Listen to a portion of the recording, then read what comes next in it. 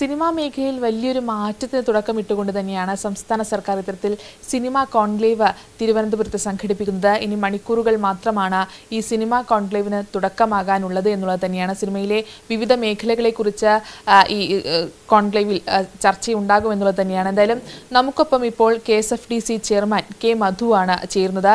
Sir, എത്തരത്തിലായിരിക്കും ഈ conclave ഉണ്ടാവുക? എന്തൊക്കെയായിരിക്കും ഈ കോൺക്ലേവിൻ്റെ അജണ്ടകളായി ഉണ്ടാവുക? ഈ കോൺക്ലേവിൻ്റെ ഏറ്റവും വലിയ ഇതെന്ന് പറഞ്ഞാൽ നല്ല സിനിമ നല്ല നാളെ, ജനാധിപത്യത്തിലൂന്നി പങ്കാളിത്തത്തോടുള്ള ഒരു കോൺക്ലേവ്.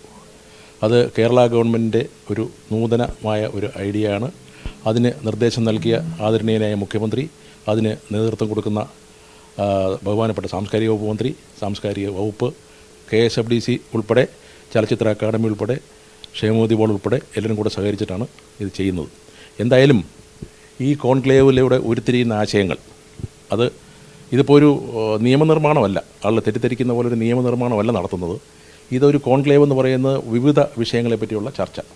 ആ ചർച്ചയിലൂടെ ഉരുത്തിരിയുന്ന അഭിപ്രായങ്ങൾ സമന്വയിപ്പിച്ച് അത് പിന്നീട് അതൊരു രൂപരേഖയാക്കി ഗവൺമെൻറ്റിൽ സമർപ്പിച്ച് ഗവൺമെൻറ് അതിൻ്റെ ഒരു നിയമ നടപടികളെല്ലാം സ്വീകരിച്ച് കൊണ്ടിരുന്നതാണ് ഒരു പ്രധാനപ്പെട്ട ഇത്. ഒരുപാട് ഡെലിഗേറ്റ്സുകൾ വന്ന് എത്തിക്കഴിഞ്ഞു വിദേശങ്ങളിൽ നിന്നൊക്കെ. പല സെക്ഷനാണ്, അത് 9 സെക്ഷനിലായിട്ടാണ് നടത്തുന്നത്. അപ്പോൾ എല്ലാത്തിനും എല്ലാ പങ്കാളിത്തം ഉണ്ടാവും. അത് വിവിധ മേഖലകളിൽ, അതായത് ഈ സാധാരണ ഒരു കോൺക്ലേവ് എന്ന് പറഞ്ഞാൽ ഈ കോൺക്ലേവ് മറ്റ് സംസ്ഥാനങ്ങളിലൊക്കെ നടത്തിയിട്ടുണ്ട്. പക്ഷേ അത് ഈ പറയുന്ന പോലെ ഇത്രയും ഒരു സമഗ്രമായ ഒരു കോൺക്ലേവ് അല്ലായിരുന്നു.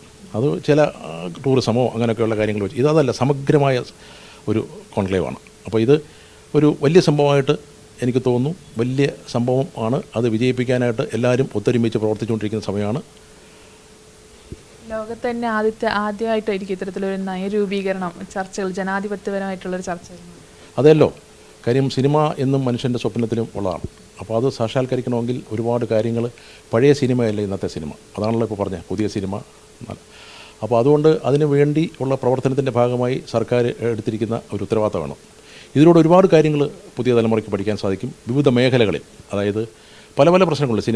സിനിമാ നിർമ്മാണ സമയത്ത് ഉണ്ടാകുന്ന പല പല വിഷയങ്ങളുണ്ട്, അത് ലീഗലായിട്ടുള്ളതൊക്കെ ഉണ്ട്. അപ്പോൾ ഇതെല്ലാം കൂടെ ഒന്ന് ഉൾക്കൊള്ളിച്ചുകൊണ്ട് ഒരു സമഗ്രമായ, അതായത് ചോദ്യം ശരിയാണ്, ലോകത്തിലാദ്യമാണെന്ന് തന്നെ പറയാം ഇത്തരം ഒരു സമഗ്രമായ ഒരു കോൺക്ലേവ് നടത്തുന്നത്. അത് മലയാള സിനിമയ്ക്ക് ഒരുപാട് ഗുണം ചെയ്യും എന്നാണ് എൻ്റെ വിശ്വാസം.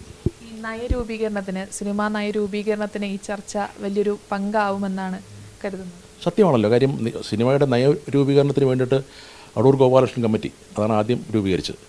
അതിനുശേഷം പല കമ്മിറ്റികൾ വന്നിട്ടുണ്ട്. അതെല്ലാം ഈ കോൺക്ലേവിലൂടെ സർക്കാർ ഉദ്ദേശിക്കുന്നത് നല്ല സിനിമ നല്ല നാളെ, അത് തന്നെയാണ്. അപ്പോൾ അതിന് വേണ്ടിയിട്ട് എല്ലാ ആ നയരൂപീകരണമെല്ലാം നല്ല രീതിയിൽ പ്രയോജനപ്പെടുമെന്ന് തന്നെയാണ് വിശ്വാസം. എന്തായാലും അതുതന്നെയാണ് നല്ല സിനിമ നല്ല നാളെ എന്നുള്ള ആപ്തവാക്യവുമായിട്ടാണ് ഈ കോൺക്ലേവിന് തുടക്കമാകുന്നത്. എന്തായാലും ഈ ഒരു കോൺക്ലേവ് അത് സിനിമാ നയ രൂപീകരണത്തിനും വലിയൊരു പങ്ക് വഹിക്കുമെന്നുള്ളത് തന്നെയാണ്. ക്യാമറമാൻ സജീവ് കാഞ്ഞിരംകുളത്തിനൊപ്പം സുലേഖ ശശികുമാർ, കൈരളി ന്യൂസ്.